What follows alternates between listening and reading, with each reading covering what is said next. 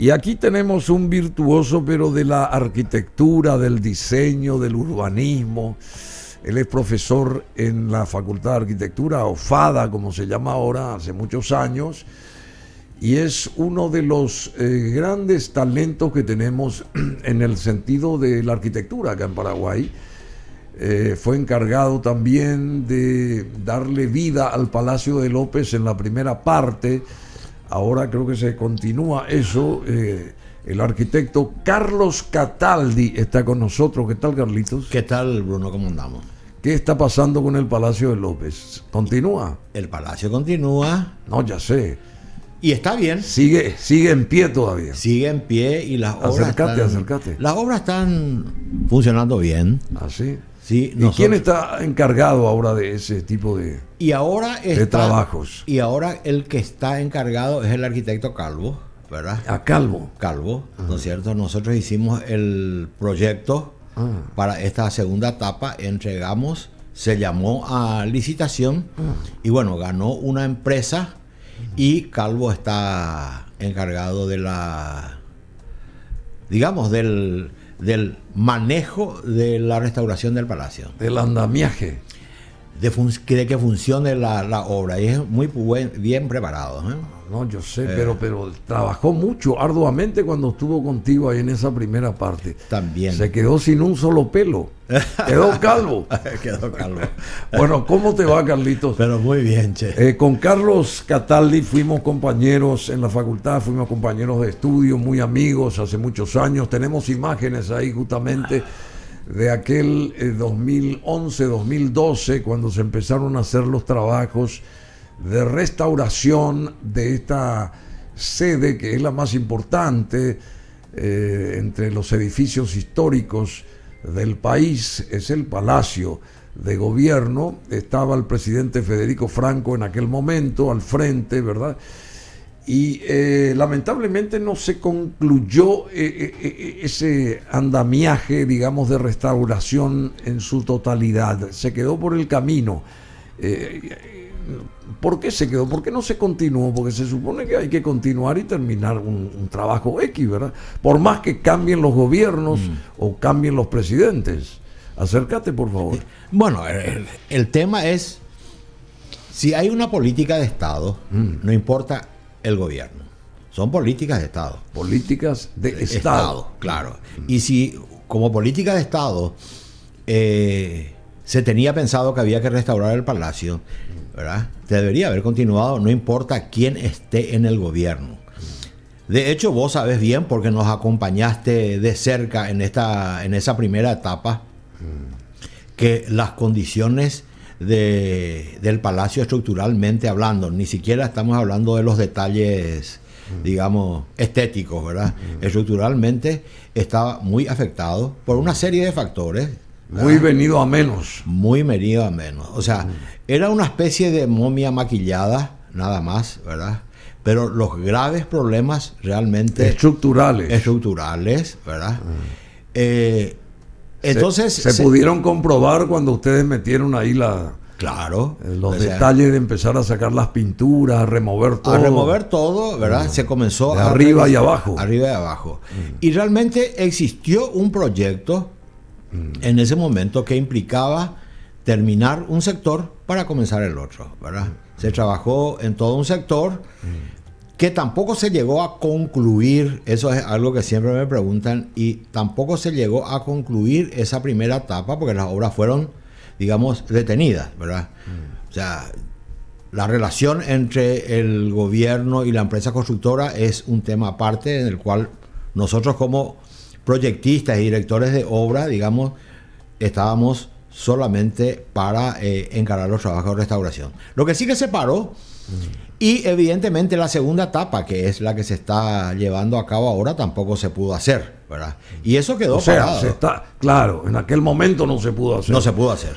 Y ahora se está llevando a cabo. Ahora se está llevando a cabo porque evidentemente lo que detectamos en esta segunda evaluación del estado estructural del edificio era que esa ala, que ahora está en obra, tenía mucho más problemas estructurales que la que tenía el ala que había sido restaurada. Que la que comenzaron ustedes. Peor el estado. ¿En qué sentido? QPI, compañía. QPI, estructuras. Mucha humedad. De todo lo que vos te puedes imaginar, ¿verdad? Pero sobre todo el QPI.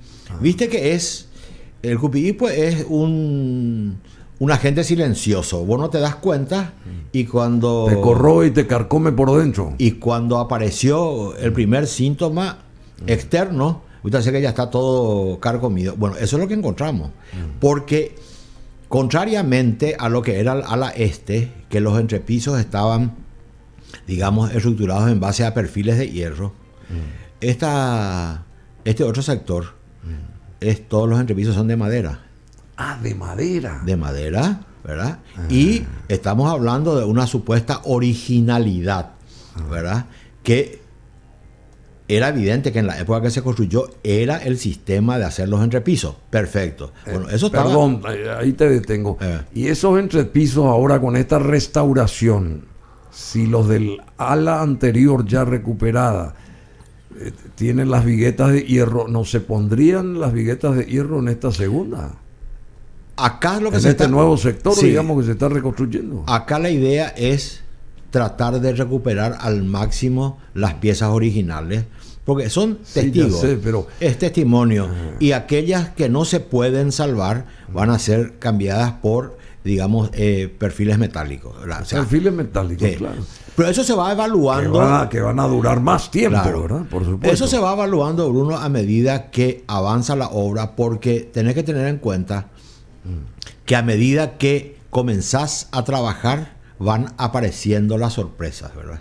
O sea que hay que ser muy, muy práctico en dar soluciones sobre la marcha, ¿verdad? Porque te aparecen situaciones que en el proyecto a veces son imposibles de prever, porque recién en la obra, cuando vos comenzás a desmantelar, cosa que no se suele hacer por lo general en la etapa de proyecto, nosotros lo hicimos hasta donde nos permitieron, digamos, avanzar, porque tenés que tener en cuenta que también ahí el problema es conseguir permiso para entrar y decir, bueno, sabes que tengo que quitar un cielo raso para revisar, sabes que tengo que levantar un piso para revisar. Pero y no se supone que ustedes ya tienen que hacer todo, dar todos esos pasos para... Y fuimos dando todo lo que pudimos hasta que pudimos estructurar un proyecto. Para cada cosa tenían que pedir permiso a ustedes.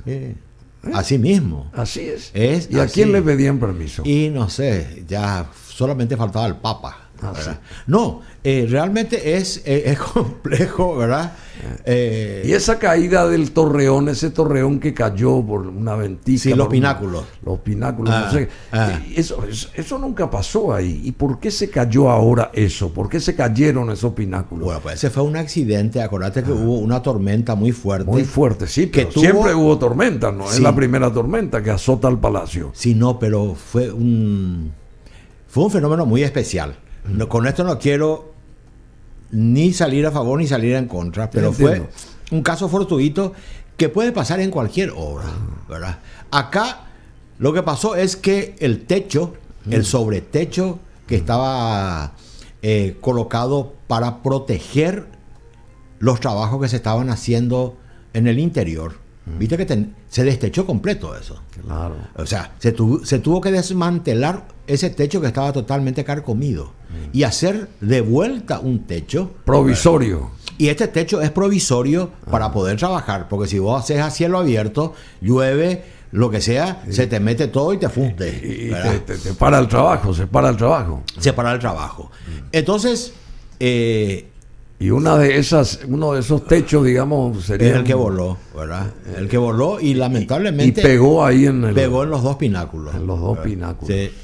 Qué bárbaro. Bueno, pero se va a terminar y la otra parte, la parte que ustedes la restauraron, digamos, también está en proceso. ¿En qué condiciones está hoy? Y muchas cosas nosotros cuando entramos a hacer las evaluaciones para este proyecto, encontramos algo que es tal vez el pecado nacional, el mantenimiento, ¿verdad? O sea, lo que nosotros notamos, o sea, la falta de mantenimiento. La falta de mantenimiento. Falta de mantenimiento. Falta de mantenimiento.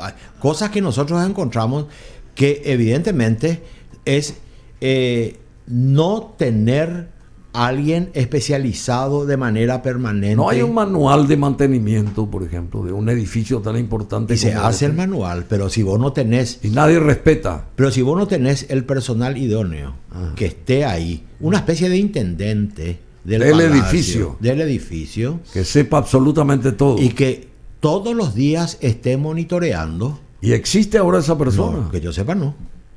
Todavía no. No, que yo sepa, no, ¿verdad?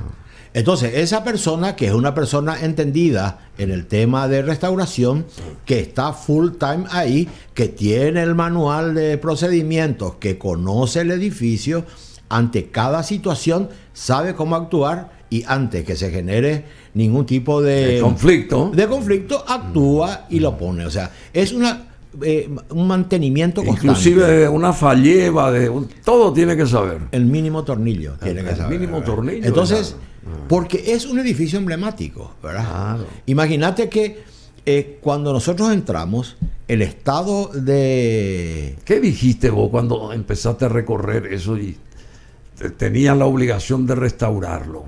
¿Cuál fue tu reacción interna? Ya no te digo externa. Evidentemente... ¿Qué pasó por tu mente? A ver. Pero imagínate que de repente vos estés al frente del edificio más emblemático. ¿Y qué pasó por la mente tuya? ¿Qué pasó?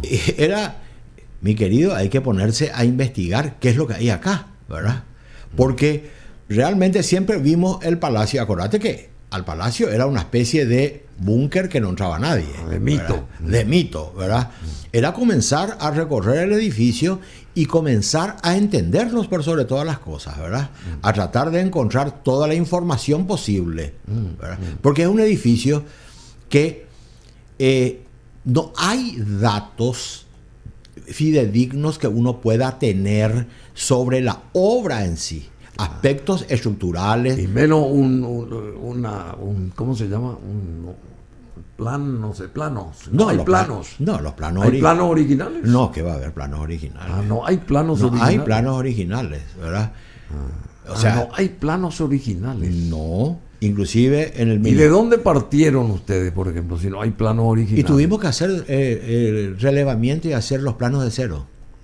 ¿Así? Claro, tuvimos que ir... Y el metraje, todo hicieron de vuelta. De vuelta, si no había plano. ¿Cuántos metros está el salón? ¿Cuántos metros? Todo como vos sabés, Bruno, ir con cinta métrica y llevar... ¡Qué bárbaro! Llevamos a los grupos de alumnos de la facultad que estaban cursando la materia de patrimonio. Que les sirvió mucho esto también. Claro que les sirvió porque evidentemente fueron viendo in situ lo que es trabajar en un edificio patrimonial. Y hacer un relevamiento en serio.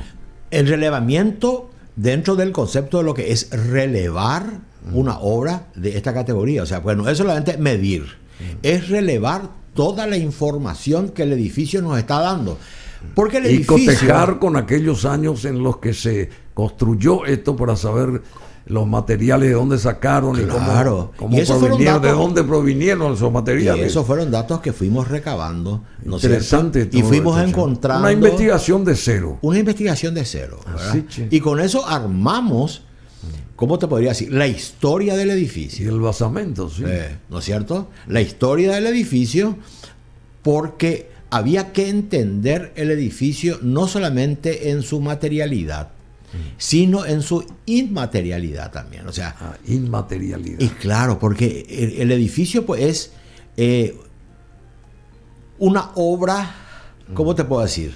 Que habla, te cuenta cosas, ¿verdad? No solamente, a través de muchos detalles, de más cosas, vos vas entendiendo la idea a través del cual se fue forjando el proyecto, la obra, el propietario, el arquitecto original, cómo lo concibió, etcétera. Entonces vos vas entendiendo. Bueno, pero se sabían detalles de estos señores en aquel momento. Y tenés detalles aislados sobre datos de, qué sé yo, de Taylor, que fue el arquitecto, de Morgenstern, que fue también el ingeniero realmente. Morgenstern, ¿verdad?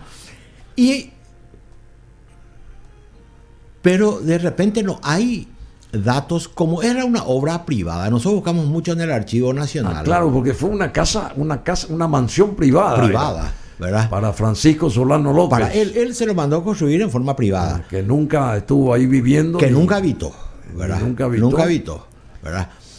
Porque las obras públicas de la época de los López, hay mucha información en el Archivo Nacional, ¿verdad? Y con nuestros alumnos siempre fue de una gran ayuda Margarita Durán. Margarita, sí. Porque nosotros... ¿Ustedes hurgaron ahí en el Archivo Nacional? Sí, los alumnos se iban, ella les acompañaba, ella les guiaba dónde había que buscar, porque ella conoce el archivo de Punta Pértigo, ¿verdad? Y hay información que nosotros no encontramos acá, que encontramos de repente en cronistas de la época, gente que estuvo por acá. Iban que juntando escribió. también todo Íbamos eso, juntando toda esa información. Toda esa información para ver en qué nos servía para entender el edificio, ¿verdad? Qué interesante. En todo sentido. Qué interesante. Bueno, y esto que se está haciendo en su segunda parte y la pregunta anterior, ¿qué pasó con la primera parte? Porque si la segunda no se cortó abruptamente la transformación que debe de tener ese edificio, esas termitas habrán cruzado a la primera parte de vuelta, ¿o no fue así? Claro que sí. Y no encontraron rastros de eso. Sí, porque en el proyecto de esta segunda parte nosotros incorporamos, ¿no es cierto?, el monitoreo de la primera etapa, ¿verdad? Y la continuación de los trabajos interrumpidos de esa primera etapa que no se llegaron a hacer, ¿verdad?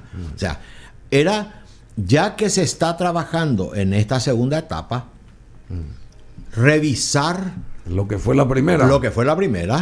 ¿No es cierto? Y completar las tareas de la primera etapa que no se hicieron. Y eso se está llevando a cabo.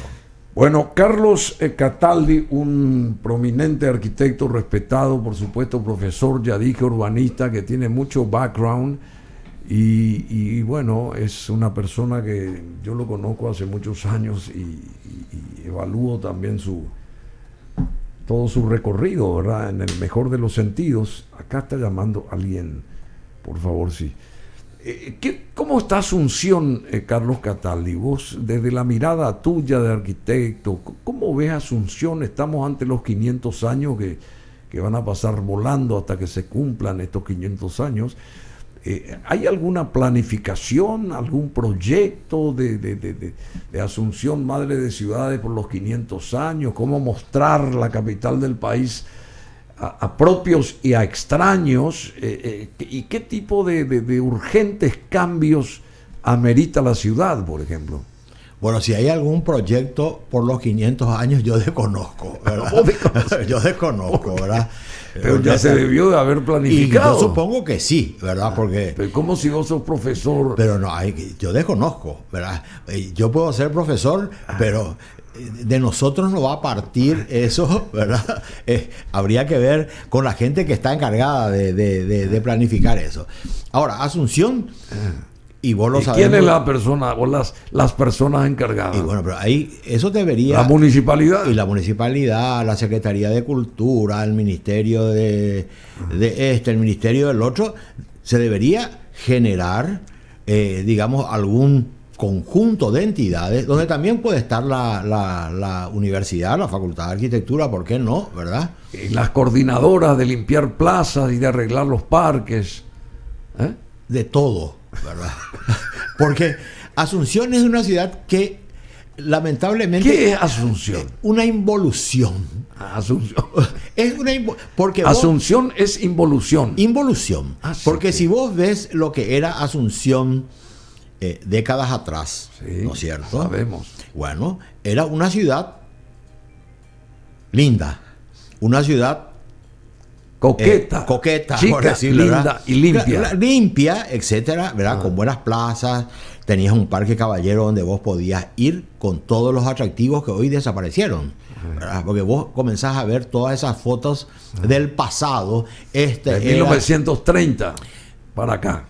Pero ni siquiera, mucho más adelante. La pileta... Sí, 1960, 70. Que es donde inclusive estaban los mejores nadadores de Paraguay. Emilio Abreu comenzó ahí. Claro, ¿no es cierto?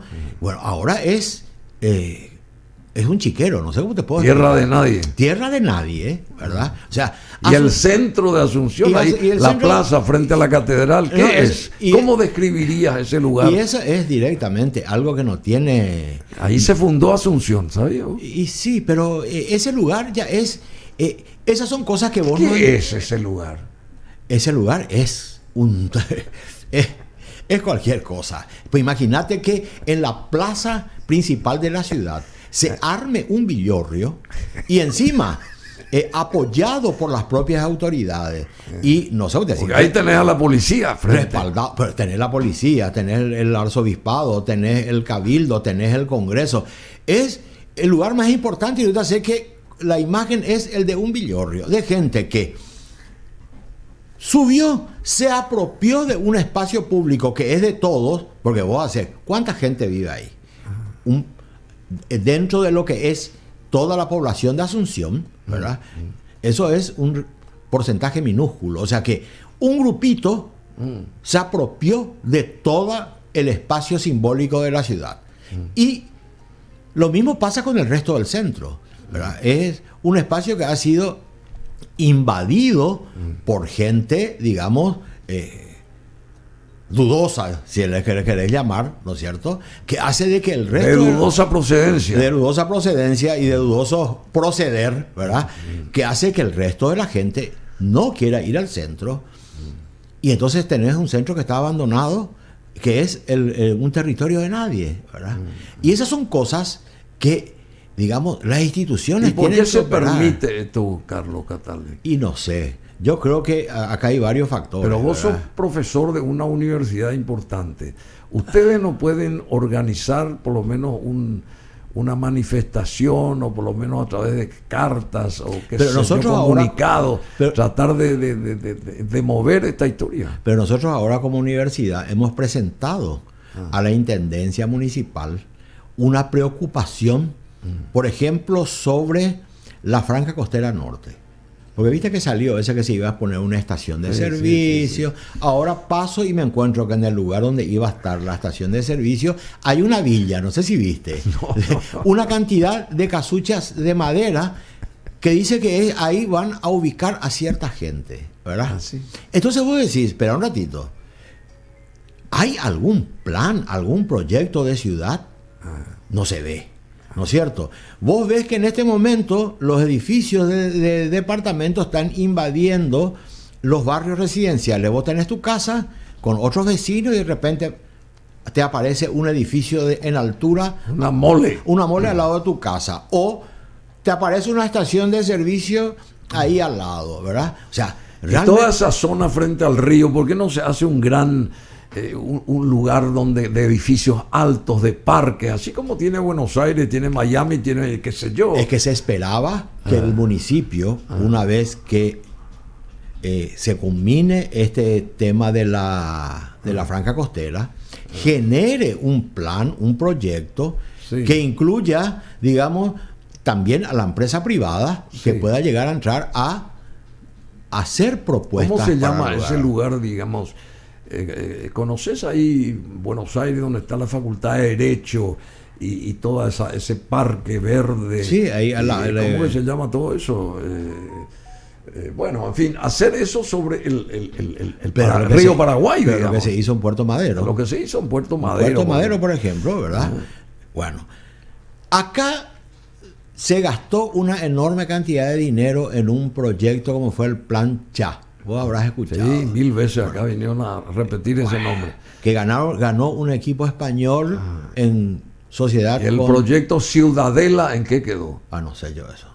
¿Cómo no? Si salió con bombo y platillo cuando se cumplió 200 años. Yo sé cómo de salió. Independencia. Yo sé cómo salió. Inclusive el monto creo que eran $20 millones en aquel momento. ¿En qué quedó eso? Yo sé cómo salió, pero Ciudadela es un grupo, creo que es un grupo privado, ¿verdad?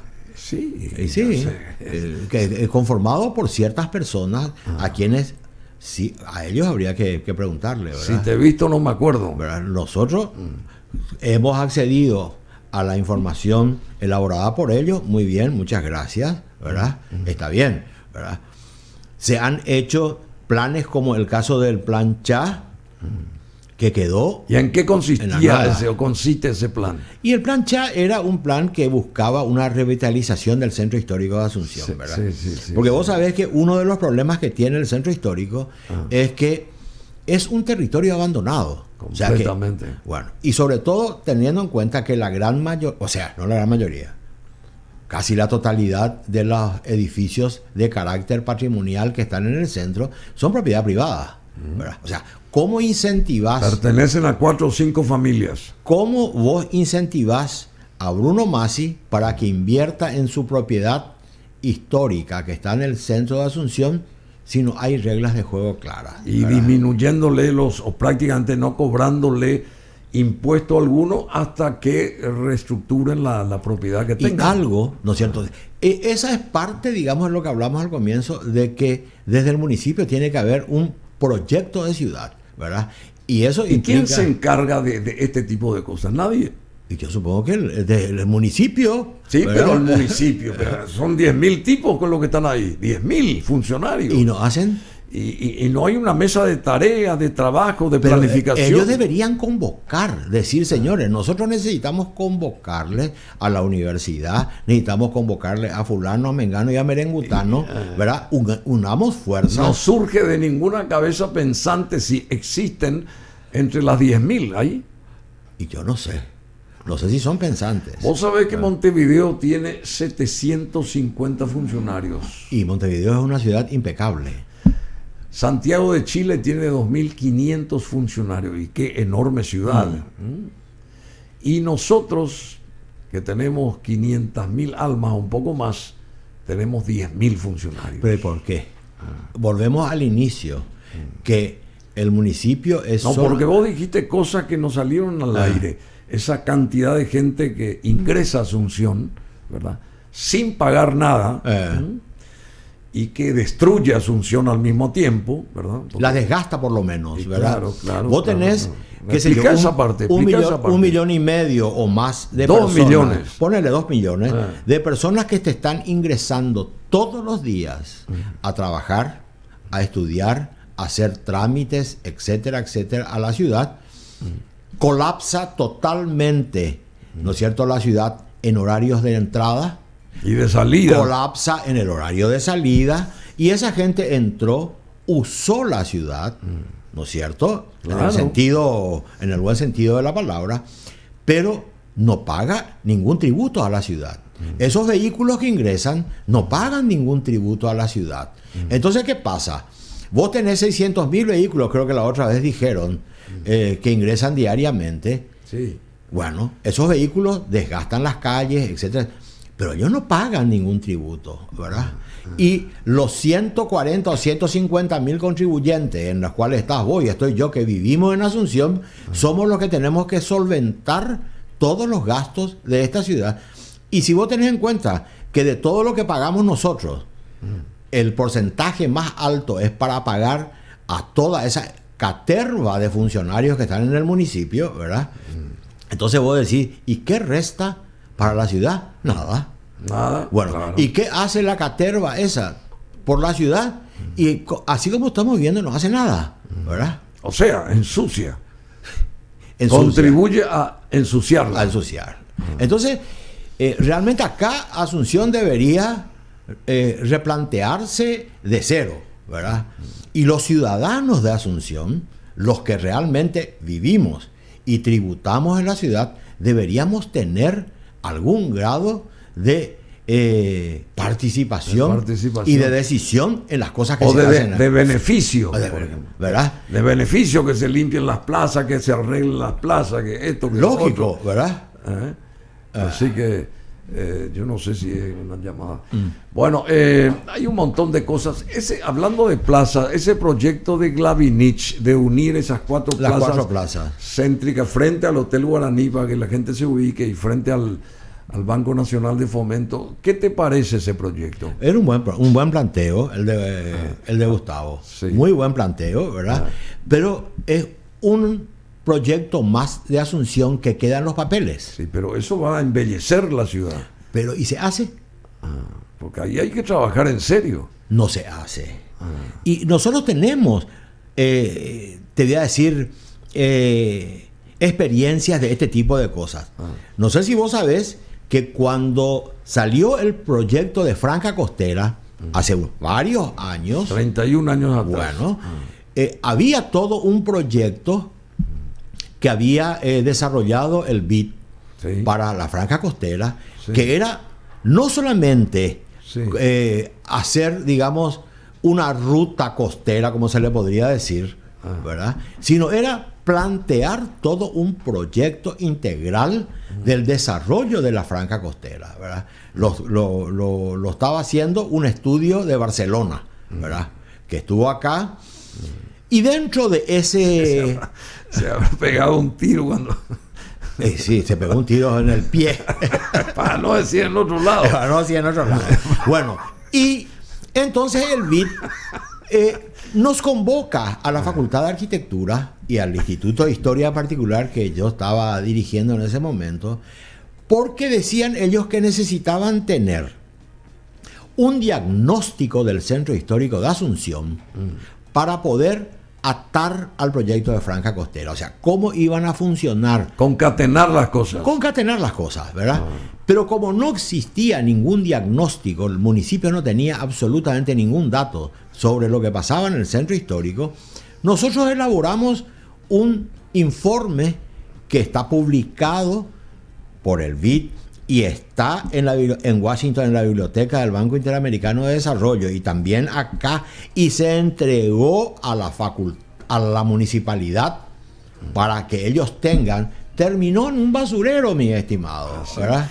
Pero ¿y cómo no pasaron por esa división de consultas ahí de la arquitecta Teresa Miranda Encina Marín? Ella tiene que tener todo ese tipo de cosas. Creo que ella fue la única, que ella fue la que me dijo, mira, yo rescaté, no te digo del basurero, pero casi del basurero, ese informe, y yo lo tengo en mi oficina, ¿verdad? Pero acordate que la pobre María Teresa es una especie de voz en el desierto. ¿Así te parece? Y vos te das cuenta ahora cómo ella elabora un informe en relación al Molino San Luis. Al Molino San Luis, y la intendencia, haciendo caso omiso al informe de María Teresa, dice demuélase, ¿verdad?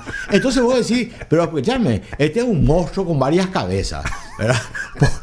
Ella hizo el informe. Ella hizo el informe de cual decía... Pero había otra... No demoler, decía ella, ¿eh? Sí, no, pero había otra... No sé si era arquitecta que salió ahí y dio su opinión. No, pero esa es la Secretaría Nacional de Cultura. De la Cultura. La Secretaría Nacional de Cultura. Mari Carmen Cuchonal. Esa. Bueno, y ella dijo lo mismo, ¿verdad? Coincidió con María Teresa Miranda Encina Marín. Coincidió con María Teresa Miranda, ¿verdad? Bueno, y decime, ¿y por qué no preguntan a Tim Cubilla Ramos, por ejemplo, algo que tenga que ver con... ¿Por qué no? ¿Verdad? Nuestro amigo y compañero. Un saludo a Tim desde acá. Yo quiero que se ría ahora al escuchar esto. Tenés que reírte, sonreír como siempre. Porque el plus agregado que él tiene permanentemente es esa sonrisa y esa buena onda de siempre. Tendríamos que organizar una vez un encuentro acá en tu radio, un encuentro de los compañeros para hablar de temas varios. Bueno, Carlos, muchísimas gracias. ¿En qué nos quedamos? 3 minutos para las 12. ¿En qué nos quedamos? ¿Qué podemos aportar? Volviendo a la realidad nuestra, ¿qué podemos aportar individualmente nosotros para mejorar esto? Comenzando, por ejemplo, por la transformación del famoso Parque Caballero, por ejemplo. No puede ser que eso no pueda volver a estar como estaba antes. Pero es que el proyecto de recuperación del Parque Caballero creo que es otra de las... de los temas que está cajoneado, no sé, porque había un proyecto de recuperación del parque. No sé qué pasa, ¿verdad? Nada se hace, ¿verdad? O sea, vos te das cuenta de que sale el proyecto, fulano, mengano. Mirá que le dan manija a los intendentes, al intendente. Todo el mundo tiene. Toda la junta municipal, 24 ñatos están ahí. Todo el mundo tiene algún plan, algún proyecto, que la junta dice esto, que el intendente lo otro. Y no se le consulta ni siquiera a Augusto Wagner, che. Pero te das cuenta que no se hace nada. Vos te das cuenta que todo es bulebú. Bulebú con soda.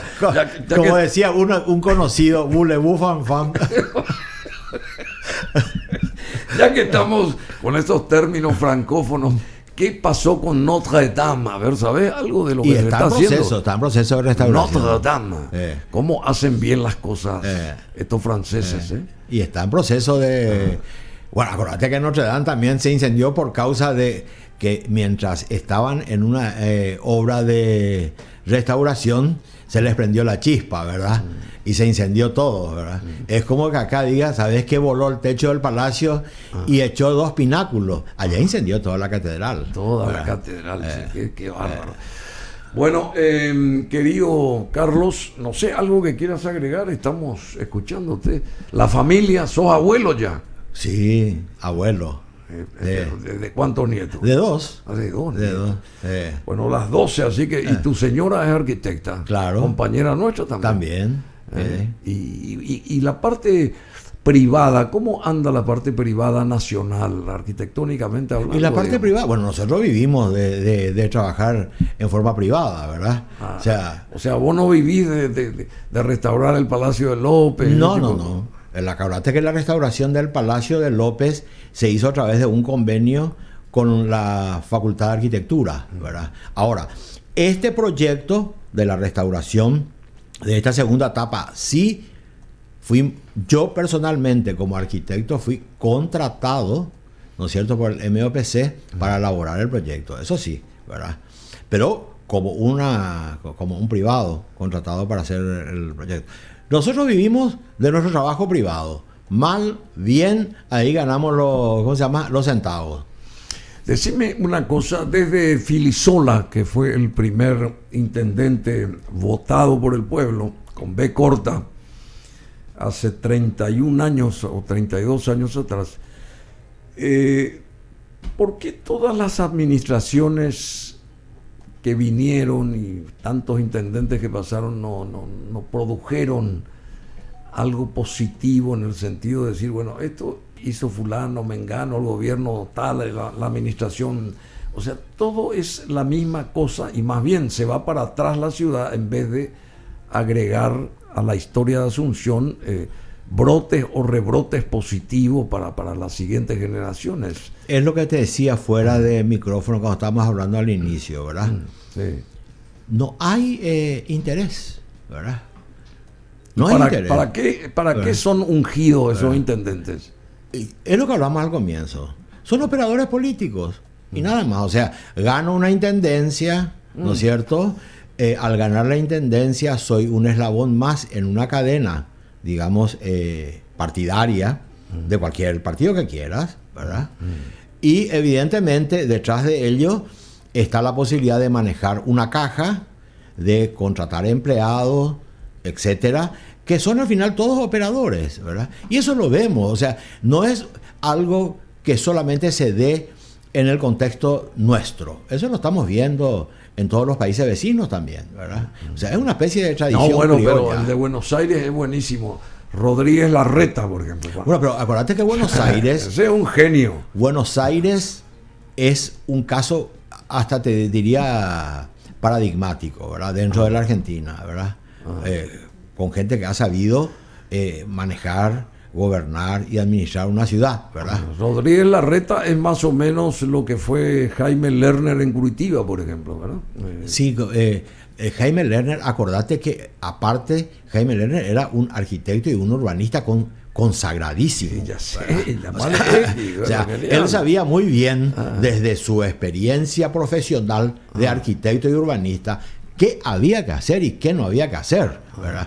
Si además él es acuérdate que comenzó siendo el secretario de Desarrollo Urbano, luego pasó a ser el intendente y luego a ser el gobernador del estado, ¿verdad? 2 veces gobernador y 2 veces alcalde. Bueno, quiere decir de que él tenía, aparte del conocimiento, el poder para llevarlo adelante. Y él, no creo que nos contó una de las veces que estuvo acá al comienzo, cuando recién fue el boom de Curitiba, y él en esa época era secretario de obra, una cosa así, ¿verdad? Que él tuvo que trabajar de manera hasta prepo, O sea, un fin de semana, así, bueno, hay que hacer esto, y se hacía. Y el lunes ya parecía todo hecho. Prehecho. Claro, ¿verdad? Porque si vos vas a esperar a que todo el mundo se ponga de acuerdo para tomar una decisión que vos sabés que tiene que la burocracia. No solamente la burocracia. Vos te das cuenta que de pasa repente, el tiempo, los años y no se hace nada. Claro, y de repente, viejo, todo el mundo opina y nadie hace nada, ¿verdad? Así mismo es. Bueno, conte que no abordamos el tema del más que necesario transporte público eléctrico, por ejemplo. Nadie habla de eso, si hablan muy poco lo hacen. Y el famoso tren de la cercanía, que nosotros vamos a estar más cerca de allá que de acá ya. Sí. Si es que llega alguna vez, por lo menos yo ya no voy a ver eso, pienso. Y hay tantas cosas que, en fin, que tratar, Carlitos. Te agradecemos mucho, saludos a la familia y esperemos que algo podamos hacer aportando cada uno desde nuestro ámbito, lo que sea, para empezar a poner algo a favor de la ciudad. Cuando guste. ¿Qué le dirías vos a la ciudadanía? Acá tenés una cámara. Vos como arquitecto urbanista, como conocedor y sabedor de toda esta historia, de cómo se transforma o se embellece una ciudad o se erige una ciudad o qué sé yo, desde una casa hasta un conglomerado de casas. ¿Qué le aconsejaría, qué le dirías, qué le instarías a la ciudadanía? Yo le instaría a algo que ha quedado demostrado que funciona. A ver. Esa presión que se generó desde las redes sociales para evitar la demolición de Molino San Luis es emblemática. Sí. Eso te demuestra que cuando la ciudadanía sale, se pone las pilas y presiona, puede cambiar cualquier cosa. O sea, lo que necesitamos es una ciudadanía proactiva y que así como se ocupó del Molino San Luis, se ocupe de la plaza frente al Cabildo, que se ocupe de la Costanera, que se ocupe del Parque Caballero, de la recuperación del centro, que actúe, ¿verdad? Y en este caso se demostró, ¿no es cierto?, que esa presión que salió de las redes. Presión ciudadana. Ciudadana, claro. De los ciudadanos, que somos los que elegimos, los que votamos por los que están, o no, votamos o no. Los que pagamos nuestros tributos en esta ciudad, tenemos el derecho a exigir. ¿Verdad? Así mismo coincido plenamente. Carlos Cataldi, arquitecto urbanista, profesor con nosotros.